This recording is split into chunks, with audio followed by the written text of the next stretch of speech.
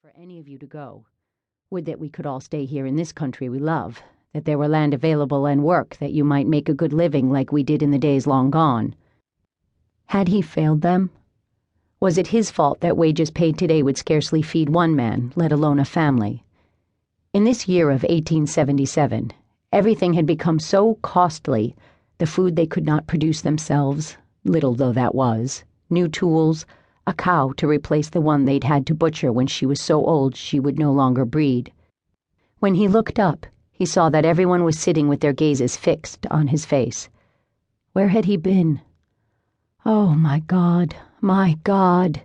Is it your will my fine, strong sons will cross the sea, and I will never see their faces again this side of eternity?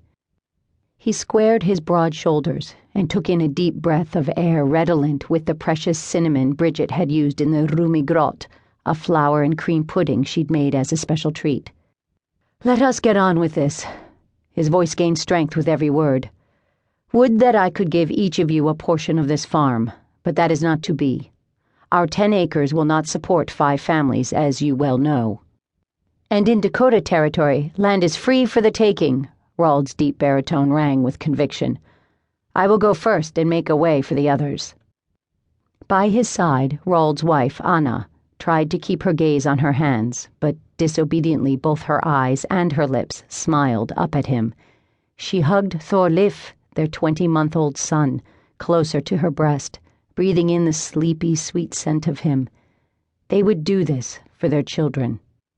All of this for their children. By the time they sailed for America, Roald would have 2 fine sons to train up as his helpers. She guarded that secret deep within her, pushing away the traitorous possibility that the new seed growing within her might be a girl. Roald needed sons.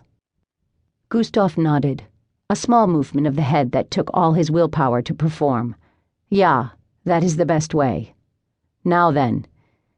His deep blue eyes gazed around the table, meeting the eyes of each of his children, never leaving one for the next until he had searched their intent through the window of each soul. Was it inevitable that they all wanted to leave Norway so badly? Would their hearts never yearn for home? The money. It will cost a king's ransom to send Roald and his family to the new land. Halfway down the table, 19-year-old Carl cleared his throat. Far, I've been thinking I should go along. 2 can work better than 1, as you've always taught us. Ah! The cut-off sigh that sobbed of pain and sorrow escaped from Bridget. Gustav turned to his wife and watched as she quickly smothered a second sigh with her hand, knowing the thought of losing yet another son to America pained her deeply. Looking back at Carl, he asked, You'd turn a man's wisdom against him, then? With the sharp retort, Gustav disguised the surge of pride he felt in his fine, strong sons. They had listened to him through the years. He knew that by the way they often quoted him. Only when necessary. Carl's quick answer, along with a cheeky grin, brought warm smiles from the others gathered around the table. Then we'll need to save the price of another ticket, Roald said, nodding to his brother. More like 2, Carl quickly added. I would marry Karin Hjomsen before we leave. Amidst smiles of approval and a slight gasp from Bridget, Gustav remained silent. He looked at Carl's clasped hands upon the table in front of him, hands like his father's that could shape a piece of wood into whatever he asked of it. This 3rd son of his was gifted with many talents. And you can support a wife already? Gustav asked as he leaned back in his chair. I understood you didn't want to farm.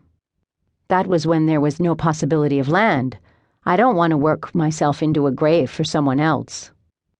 The murmur of agreement flashed around the table. Gustav felt it like an arrow piercing his side. Was this what his father had felt when brother Thorliff insisted on emigrating?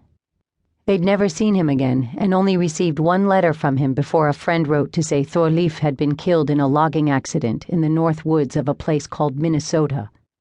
The new land everyone claimed to be so welcoming of immigrants had already extracted its own severe price.